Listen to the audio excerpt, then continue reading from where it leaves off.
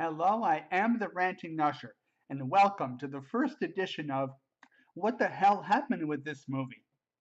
In this series, I'll be taking a look at films often regarded as divisive, in that they possess many conflicting qualities.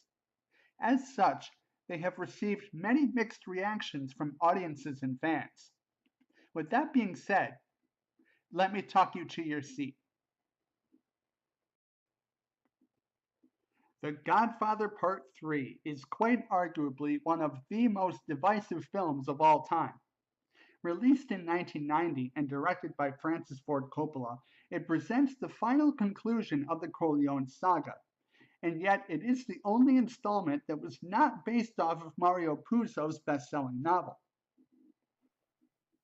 Including an additional chapter to a story that had already been deemed one of the most classic, most legendary sagas of all time, was risky to say the least. Rather than The Godfather Part 3, Francis Ford Coppola once said in an interview that he preferred the title to be The Death of Michael Corleone. I have to say I agree. The title would have better prepared fans for the film they were about to see, rather than the one the official title suggests. The Death of Michael Corleone is set more than 20 years after Part 2. Al Pacino's character has undergone a tremendous change. The Godfather was once a cold-blooded murderer. He is now a remorseful old man, more or less haunted by the horrors of his past. He is devoted to his children and determined to legitimize the Corleone family by investing in international immobiliare, run by the Vatican Bank. Although many years have passed between the second and third film, the change in Michael Corleone is rather abrupt.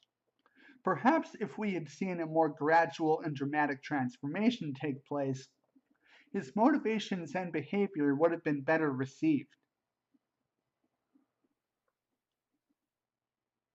Michael takes Sonny's illegitimate son, Vincent Mancini, who is played by Andy Garcia, under his wing to teach him how to avoid mob violence. Even though it is natural for the young to step in when the old can no longer fulfill the role of godfather, Vincent is just as hot-headed as his father. Violence is woven into his nature. The decision to take on a protege of Vincent's caliber seems like a strange decision on Michael's part. Given his sincere desire for legitimacy and peace, it is contradictory of his character arc. Some fans were okay with this, seeing as how it is a callback to the first Godfather film. Others shook their heads ruefully. Some viewers accepted that Puzo's and Coppola's characterization techniques and plot structure have evolved, and they could not have imagined the story chosen for Part 3 being told in any other way. Many regarded themes of destiny and redemption as being too dry, too subtle, and would have much preferred a darker tone, with more poignant and dynamic themes. I have to say I'm ambivalent about the way the film was written and directed.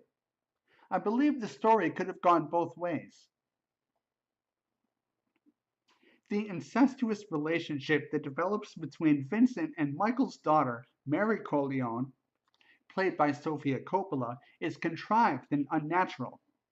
Making Mary chairman of International Immobiliare in addition to this is, in some people's minds, a futile way to ensure that she remains relevant.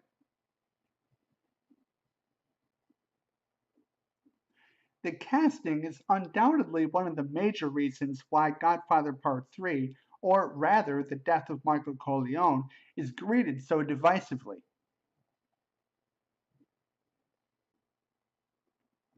Al Pacino and Andy Garcia are absolutely essential and give genuine performances, Garcia especially, as Vincent is an amalgam of Vito, Michael, and his father Sonny, and thus delivers the depth and fiery enthusiasm the film truly needs.